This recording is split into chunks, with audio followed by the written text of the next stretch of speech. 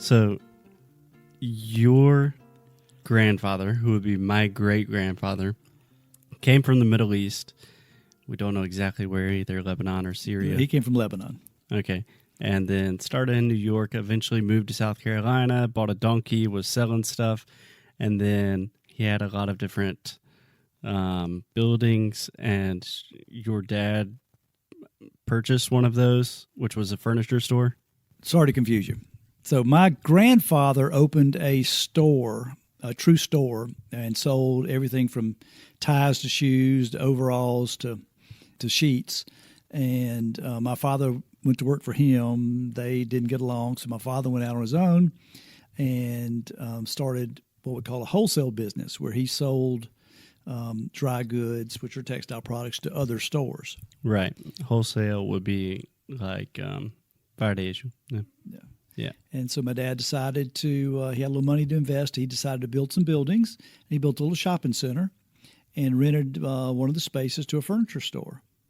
And the furniture store, unbeknownst to him, wasn't doing as well as he thought it did. And they moved out in the middle of the night. And he came to work one day, and it was locked up, and it was cleaned out. And they obviously owed him some rent, which is why they left in the middle of the night. A couple of weeks later, he had a knock on his door, and it was a carpet salesman who wondered where the furniture store went, because he had done business with the furniture store. And my father says, well, they're gone. And the carpet salesman says, well, can you let me in so I can get my samples? And my father said, sure. So he let him in. And within an hour, the carpet salesman had put my father in the carpet business. And the rest is history. And so I came back to work after college, and we've built and grown the business ever since. So all of this is almost a complete freak accident. You know, Foster, I mean, so much of life is true serendipity, which is, you know, just random acts that are seemingly unconnected that somehow point you down the path that you end up on. And, you know, if my father he could have said no. And who knows, I might have been an accountant or a doctor or who knows what. But since my father got in the flooring business and he had done well with it and I had an affinity for it, things just work out. Yeah. So when did you start working for Hodge Carpets? Truth be known, I started working when I was 14 years old. Truth be known. Woo. Yeah. Southern. Truth be known, I started working when I was 14 years old. I started working after school when I was 14 because I wanted my own money. And my dad, he paid me $1 an hour, and I would work for a couple hours after school, and then I'd work during the summertime, and I got to learn the business from the ground up. I worked on the crews. I was on my hands and knees helping them install flooring, and when I got out of college, it was kind of understood that I'd come back to work for the family business. Yeah. So two things. First, when my dad says the crews, he's referring to the crew of people, like the team, and not actually a cruise ship. Secondly, do you have any idea how much $1 would have been worth then? We have a phone call coming in. No worries. Would that have been like $3 an hour or like $8? Oh, no, it would probably worth $8 or $10 now, I would think. Yeah. So it wasn't that ridiculous. So I was making $1 an hour. That was probably less than minimum wage. And minimum wage now is what, $8 or $9, $10 an hour? In South Carolina. In South Carolina, yeah. Yeah. And I think it's also illegal for 14-year-olds to work. Yeah, but of course back then a hamburger cost 19 cents too. So, Dad, something I've thought about a lot as Alexia and I have started this business is kind of the idea that we have this entrepreneurial, strike in our blood. Do you think that entrepreneurs are born? Like, are they just, people just have it in them, or are they kind of created through experiences? God, I mean, I'm a firm believer in genetics. That's something you make. You can make a lot of choices in your life, but you can't choose your ancestors. I mean, that's something you're stuck with, and you just got to look at history. I mean, on both sides of my family and your family's, Foster, we were all self-sufficient, and and I think if you see if you see your father and your grandfather and your aunts and uncles make it their own way, and make a living the way they want to make it, you say, that's what I want to do too. It certainly is a feeling of accomplishment, but it's a certain amount of freedom, and probably a certain amount of hard-headedness that is genetic that you can't get over. Can you explain the term hard-headedness? Well, that's probably a southern term, but hard-headed. We all know what hard-headed means, and Alexia probably doesn't. But there are three people in this room, and one of us definitely does not know what that means. I mean, hard-headed person, and it's an endearing term. I don't use it derogatory. Is that someone who's headstrong and is set in their ways and somewhat stubborn. But they're not easily swayed and are confident in the decisions they're making. Yeah, I think stubborn is a relatively accurate.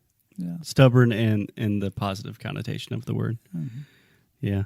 How do you feel about the fact that we come from this long line? Actually, before I go there, how many brothers and sisters do you have? I have 6 brothers and sisters. And how many would you consider entrepreneurs? All of them.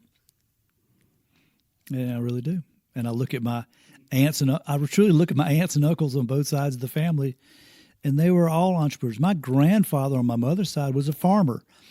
I mean, that is the ultimate entrepreneur. I mean, you talk about a guy who makes a living out of planting stuff in the ground and digging it up and selling it. I mean, if that's not an entrepreneur, there's no such thing.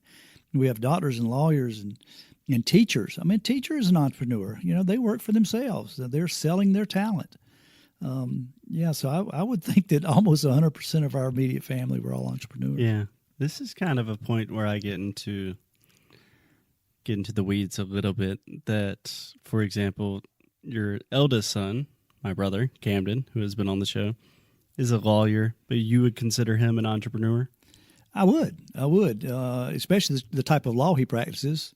His the amount of money he makes is directly dependent on the amount of work that he produces, and I think that's a key component in the entrepreneurial spirit, is that you're duly rewarded for the amount of work you put in. So how would you define, just in a very loose sense, entrepreneurship compared to what? Because it sounds like you're talking about anybody can be an entrepreneur, even if you're working within a company. And let's say you're like a marketing analyst, but you're still a go-getter. Is that person an entrepreneur? Well, I mean, it certainly is. I mean, it's a buzzword in today's business world. I mean, entrepreneurship is, that's like the most glowing adjective that you can give to a businessman. That's what our generation says when we don't have a job. Sure. When we're podcasters. Even in the corporate world, I think they try to breed a sense of entrepreneurship, and that's people that are taking risk and thinking new ideas and think of new ways to make money. On our little level, an entrepreneur truly controls his destiny. He doesn't have a boss. He doesn't have to ask for permission to do things. He risks his own time and his own capital to pursue his ideas and his dreams, and he has nobody else to blame. So that's different than working 9 to 5 for FedEx. I mean, it's getting a paycheck every 2 weeks. Yeah, whether you show up or not, whether you produce or not. I don't get a paycheck unless I produce, and I have nobody to blame myself, and I wouldn't have it any other way. Yeah. I think that was beautifully put. So something that I know has been very integral to our business for years and years and years, the slogan of my dad's business, like the motto, the logo, was when your name is on the store, you care a lot more. Because Hodge Carpets, now Hodge Floors, literally has our namesake in the business. And I think Alexia and I have a little bit of that, just because we are so public facing. People hear us talk every day, and there's this idea of like, hey, you know us, and that really holds us accountable. Like, it holds us to a level of customer service. That wasn't a question, but do you want to follow up with that? Well, I think you hit the nail on the head. Another Southern colloquialism. Oh, yeah, Southern. Just the way you said it. But, our slogan, when your name's on the store, you care a lot more. I mean, what that does, it sums up that if you got a problem, you can call me. I'm going to answer the phone. We live in a small town where you know our names. You know who we are. We live in the community. You go to church with us. And we're going to take care of you. We have to, because if we don't, you're going to tell your friends and neighbors, and our business is sunk. And the same way with yours, Foster. I mean, you're building a business mainly by word of mouth. Yeah, you can do all the advertising you want, but you're trying to create raving fans that are going to talk about you, and that's all we've been doing for the last 45 years is creating this this base of customers that will tell their friends and neighbors and their children about the only place to buy floor covering from. And it takes a while to build a brand, but when you're invested, and you're invested as an entrepreneur, you got to take it personally. You have to. If you disengage yourself from it, you're just another corporate goon. I mean, this is our life. I mean, you wear it like a second skin. I mean, you really do. And I can't imagine going through life and everybody has a way. Everybody figures out a way to make a living. I mean, you have to, or you die. Yeah. You're gonna make $1 somehow, but the entrepreneurs do it and get a sense of satisfaction I don't think anybody who works 9 to 5 ever feels. Yeah. Yeah. Can you explain what a corporate goon would be? Well, the world is, I don't know the statistic, but small business in the United States accounts for, I want to say it's over 50% of the jobs. Yeah, I think it's like 62%. So, we get overlooked because, in my small company, we employ about 25 people. But you take all the Hodge floors in Spartanburg County, and all of a sudden 25 times, 1,000, that's 25,000 people that are employed by small companies. It takes one BMW that employs 4,000, 5,000 people. I'm not saying those people are bad people, but it's different. I mean, they work for a $1 billion company, and it's a different corporate culture. And I didn't mean corporate goon in a derogatory manner. In a derogatory way. Derogatory way. Derogatory.